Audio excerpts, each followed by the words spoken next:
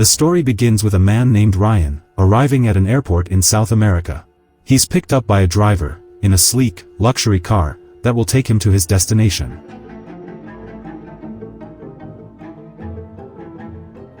After a long drive, deep into the forest, Ryan finally reaches an isolated luxury villa. He's here because of an invitation from his old friend, Jack, who insisted he come. Using the access code Jack had sent in a letter, Ryan steps inside the villa. He takes a moment to rest while waiting for Jack, and even cooks himself a meal with the ingredients left in the kitchen. As night falls, Jack finally arrives. The two start a casual conversation. After all, they haven't seen each other since graduating from culinary school, 12 years ago. Both men are chefs, but their paths turned out very different. Jack now works as a private chef for the wealthy, traveling the globe, and cooking whatever they desire. Ryan, on the other hand, is stuck in an ordinary restaurant, living an ordinary life. Jack then explains, this villa, and everything in it, doesn't belong to him. It belongs to the agency that provides exclusive culinary services, the same agency that employs him as a chef. He also mentions that he arrived here early, to prepare ingredients and plan the menu for a dinner party that will take place in a week. Once the event is over, he'll leave again, off to cook at another destination chosen by the agency. I just do the gig and I'll leave. Impressed by Jack's career, Ryan offers to assist him during the dinner. But Jack admits that despite the high pay, he isn't happy. In fact, he often feels frustrated, because the ultra-rich are never satisfied. They always demand extraordinary experiences, and unusual sensations, just to please their spoiled tastes. A lot of rich people, they just want an extraordinary experience, you know? The next day, Jack takes Ryan for a ride in a classic car he just bought. When they reach a small town, they stop for lunch at a modest restaurant. Dos más, por favor. There, by chance, they meet a young traveler named Alice, vacationing all by herself. As Jack and Ryan mention their longtime friends, and both chefs, Alice grows curious. She leans forward and asks, which one of them is the better cook? Who's better? Jack smiles, then invites Alice to the villa. There, he and Ryan will each prepare their own version of risotto, in a friendly cooking competition. When the dishes are ready, Alice takes a bite. And to their surprise, she declares Ryan's dish is better than Jack's. Yes! It's incredible. I knew it! The three of them relax, chatting casually. But then, Ryan suddenly brings up Jack's watch. The truth is, that watch once belonged to Ryan. 15 years ago, he lost it in a card game, to Jack. And since then, the watch has been Jack's prized possession. He makes it clear, it will never return to Ryan. You're never getting it back. Ah, come on, man. The next morning, as soon as Ryan wakes up, a message awaits him. It's from a loan shark named Rabbit, aggressively demanding that Ryan repay his debts. It turns out, Ryan didn't come here only because of Jack's invitation. He came to escape from the relentless threats of debt collectors who harass him every single day. Not long after, Jack returns from escorting Alice back to her hotel. But soon, he leaves again, to take care of unfinished business. Yeah, I can't avoid it forever. I gotta, you know. Left alone in the villa, Ryan wanders aimlessly, until he stumbles upon Jack's laptop, still logged in. His eyes widen in shock. On the screen, Jack's bank account, wide open, revealing an unbelievable balance of £1.7 million, all earned, just by working as a chef. Later that afternoon, Jack comes back. He sits down with Ryan, looking troubled, stressed, almost broken. Ryan grows even more confused when Jack mutters that the world has been corrupted by greed. Yet strangely, behind those words, Jack admits he feels happy to have Ryan by his side. Glad you're here, man. The next morning, Ryan searches the villa for Jack, but instead, he freezes. Hanging lifeless in the hallway, is Jack. Ryan is stunned, shaken, but instead of calling the police, he takes down Jack's body. And in that moment, a reckless idea crosses his mind: use Jack's fortune to pay off his crushing debts. Unfortunately, Jack's account has already logged out.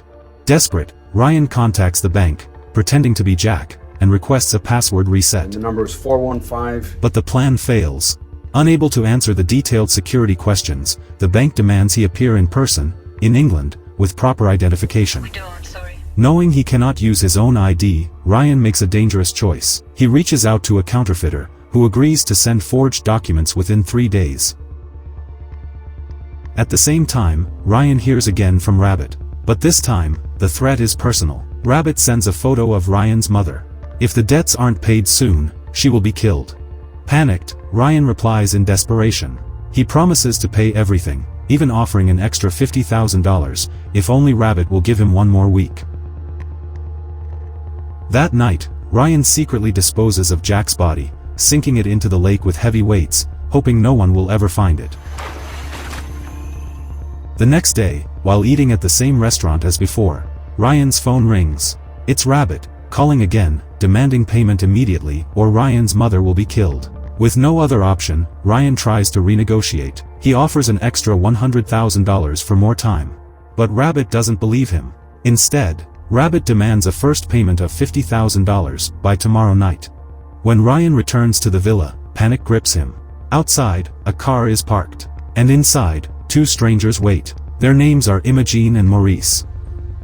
Hey. They introduce themselves as staff from the agency, sent to help Jack prepare for the upcoming dinner. But since they've never met Jack before, they naturally assume Ryan is him. And Ryan goes along with it. He claims to be Jack, the chef assigned to cook the special meal for the clients. When Imogene asks how far along he is with the preparations, Ryan calmly replies, the ingredients will be in excellent condition. But then he admits, he hasn't finalized the menu yet, blaming some trouble with his bank account. Seizing the moment, Ryan quickly asks, how much he will be paid for this job. Before, so how much am I clearing again for this one? $300K. Are you serious? Ryan is stunned, completely shocked, when Imogene explains, the payment is $300,000, for a single dinner. Without hesitation, Ryan asks for an advance of $50,000, money he plans to use immediately, to pay off Rabbit.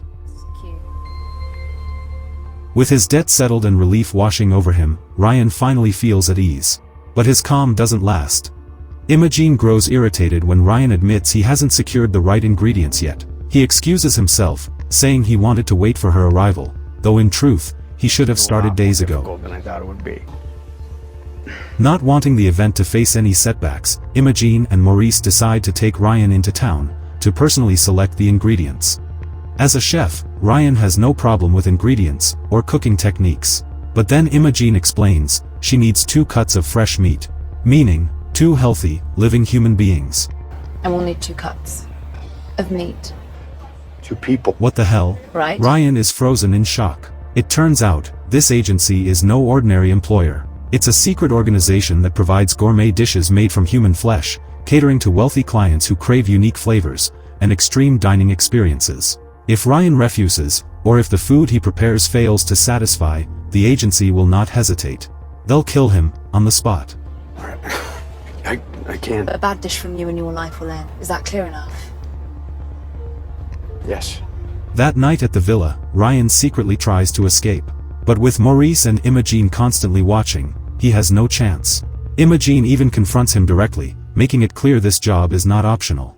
The agency's network stretches across the globe, businessmen, leaders, the richest of the rich.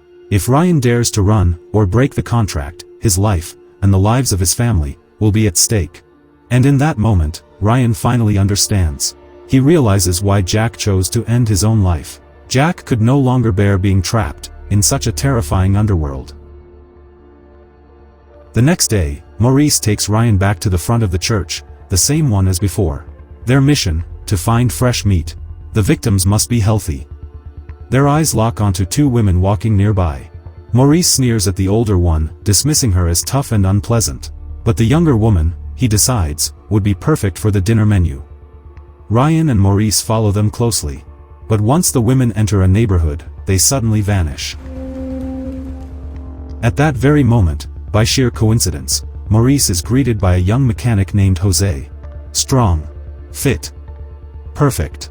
Maurice changes his plan instantly. Pretending his car has broken down, he lures Jose over to take a look, then kills him on the spot. Que si come comida saludable. Para mí también. Right after Jose collapses beneath the car, the 2 women from earlier return. And this time, they're not alone. They arrive with a police officer, Gayo, who demands to know why Maurice and Ryan were following them. But Maurice has worked for the agency far too long. He's prepared for moments like this. Calmly, he denies everything. He claims they're contractors, scouting locations for a new hotel. He even instructs Ryan to play along, to pretend he's the architect surveying the area. After successfully deceiving Gayo, Maurice and Ryan return to the villa, with only one body. Maurice explains that finding another would be too risky, so Ryan must make do with what they have, creating 4 different dishes from a single victim, and pray nothing goes wrong. Together, Ryan and Maurice drag Jose's corpse into a hidden basement. There, Ryan, who has never butchered, let alone cooked, human flesh, has no choice but to obey Imogene's instructions. She orders him to process the meat quickly, while it's still fresh. And she reminds him coldly, not to forget the tongue. The guests will expect it, as part of the final course. Not long after, Imogene inspects the agency's special team as they decorate the villa. Meanwhile, Ryan, having just finished cutting the meat, cleans himself up, drowning in regret over what he has done that day. After his shower, a package arrives. Inside, the fake identity documents he ordered earlier. Checking the contents, then quickly packing his belongings, Ryan makes a desperate decision: escape, using Jack's car.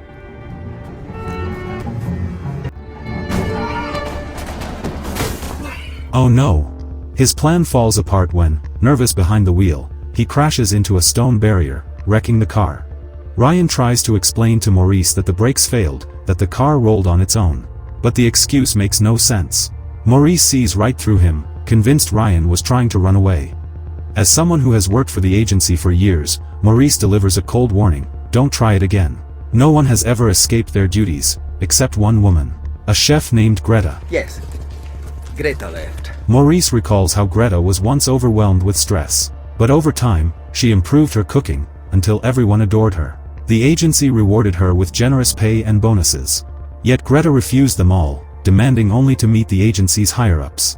Eventually, her wish was granted. Greta became a private chef for a wealthy family. And from that day on, Maurice never heard from her again. I never heard from her after that.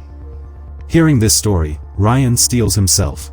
Determined, he decides to prove his worth as a chef.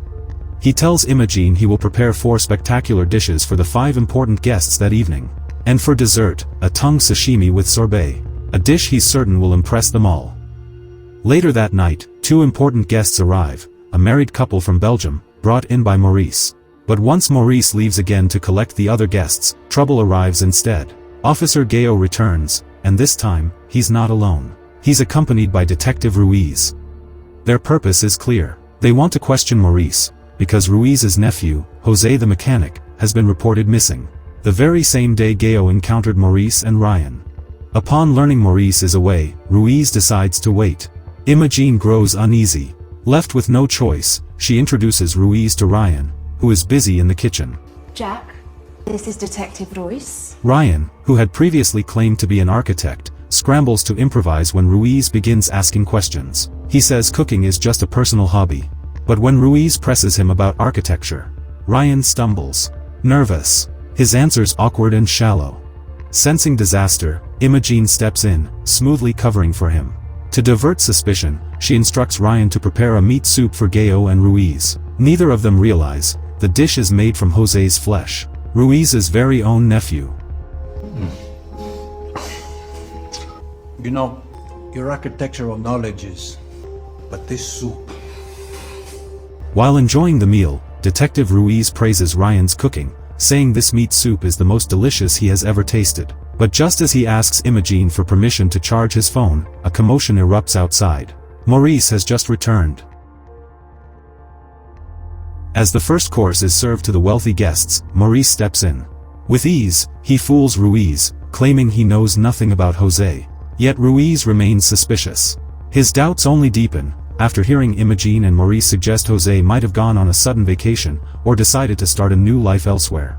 Ruiz then explains, coincidentally, every 9 months or so, 1 or 2 young men from this very area, mysteriously vanish. Weeks later, their families always receive letters or emails, claiming the missing person went abroad, or moved to a big city to start fresh. Yet none of them have ever returned. Determined to dig deeper, Ruiz approaches the dinner guests. He apologizes for interrupting their evening with questions about the missing. Just as he prepares to leave, one guest, a Japanese man named Tominaga, unexpectedly invites Ruiz to join the meal. Officer Gayo, however, excuses himself and heads home, leaving Ruiz alone. Imogen immediately lashes out at Tominaga, warning that inviting Ruiz puts all of them at risk. But Tominaga smirks. He argues that he, and the other wealthy guests who paid an enormous price, crave the adrenaline of possibly being caught. That very danger, he says, is what makes this dinner so thrilling and unforgettable. Leave that to me. Not long after, Alice, the young traveler who had met Jack and Ryan before, arrives at the villa, asking to see Jack. At first, Imogen blocks her entry. But after Alice insists, she reluctantly gives in, leading her to the kitchen. Okay, come in. Ryan freezes in shock. Of all times, Alice shows up now, at the worst possible moment. Under pressure, he blurts out that due to complicated circumstances, he has taken Jack's place as the chef. Everyone here believes he is Jack. But Alice refuses to back down. She keeps pressing, demanding to see Jack for herself. Left with no choice, Ryan finally lies. He tells her Jack has gone to England, and will never return. Jack, he went back to the UK. Alice is crushed by this explanation. She turns to leave. But then, her eyes fall on Jack's watch, now resting on Ryan's wrist. Suspicion creeps in. Fear spreads across her face. She quickly tries to get away. See ya. But fate won't allow it. Her car breaks down. And just as she desperately tries to call someone for help, Maurice suddenly appears. With a chilling smile, he offers his assistance. Are you enjoying it, detective? Immensely, yeah. Back in the kitchen with Imogen, Ryan finally asks the question haunting him. How could he possibly leave the agency, just as Greta supposedly did? Imogen doesn't flinch. She tells him the truth. Greta never left.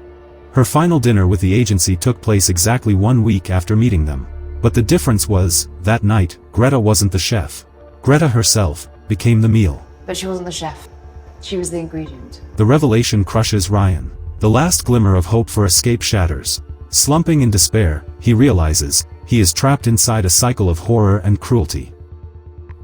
Not long after, a waiter enters. The guests wish to meet the chef directly.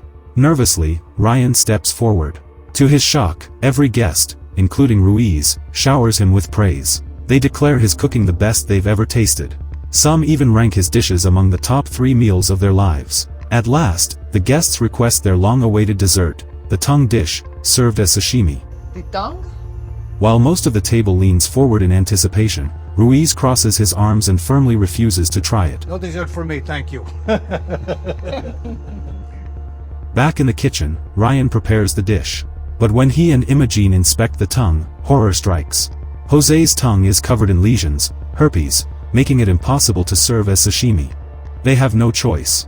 A healthier replacement tongue must be found. And at that very moment, Alice reappears in the kitchen, timidly asking Ryan for help to call a taxi. Her car, she says, has broken down. Moments later, Ryan finally returns to the dining room, presenting the tongue sashimi to the eager guests. And by now, you can surely guess, whose tongue rests on that plate. Carrying the dish himself, Ryan discreetly slips Ruiz a spoon, engraved with a hidden message. On it, a single instruction: meet in the bathroom, immediately. Inside, with his voice trembling, Ryan reveals the horrifying truth. The meat Ruiz had just eaten was his own nephew's flesh. Ruiz staggers back, horrified. He vomits, clutching his chest, before forcing himself to focus. Within moments, he and Ryan hatch a desperate plan. Pretending to leave for the night, Ruiz quietly slips away, only to rendezvous with Ryan again, in the villa's courtyard. From there, Ryan guides him down, into the hidden basement. What Ruiz finds stops his heart cold. Alice's corpse, discarded like trash. The butchered remains of Jose, arranged into dishes for the wealthy elite. Shaking, Ruiz fumbles for his phone, only to realize it's still charging, back in the villa's kitchen. He has no choice but to stay hidden below, while Ryan goes to retrieve it. But as the final course is cleared and the guests depart, Morris's suspicion boils over. Calmly, he heads downstairs, chainsaw in hand. Ryan returns moments later, only to find Ruiz sprawled lifeless on the floor, his blood splattered across Alice's body. Maurice, cold as stone, doesn't deny a thing. He simply wipes his hands, looks Ryan in the eye, and acts as if nothing unusual had happened. Together, he forces Ryan to clean up the carnage left from the dinner. With everything erased, Imogene wastes no time. She tells Ryan the agency will handle it. Covering up the deaths of Jose, Alice, and Detective Ruiz will be effortless. After all, with their global network of power and influence, disappearing people is just another part of the job. The next morning, over breakfast, Imogene finally reveals the truth. Since last night, she's been flooded with requests from wealthy clients across the globe. The agency, thrilled by the rave reviews of Ryan's cooking, now recommends him as the head chef for an even larger event, to be held in Africa, 1 month later. She also informs him that the remaining $250,000 has already been transferred into his account. With this newfound popularity, she assures Ryan he will become wealthy in no time. But before that, according to agency protocol, a GPS tracker must be injected into his neck, to guarantee he can never run. With everything settled, Ryan is finally permitted to return to London. Behind the scenes, Maurice works methodically to erase every trace, burning Alice's car, Jack's car, and even Detective Ruiz's vehicle. In the final scene, Ryan sits quietly at the airport, waiting for his flight. A stranger beside him strikes up a casual conversation, admitting he works in manufacturing. He only gets to travel twice a year, and, because of his modest salary, he often stays in cheap airport hotels just to save money. When the stranger asks about Ryan's profession, Ryan calmly answers, "I'm a chef." I'm a chef. He explains that his job takes him across the world, living in luxury villas, preparing exquisite meals for wealthy clients, and earning a fortune before flying back to London, to wait for the next assignment. The stranger looks at him with envy, shaking his head with a faint smile. He sighs and says, "I should have been a chef like you," completely unaware of the nightmare hidden behind Ryan's words. Should have been a chef, I guess.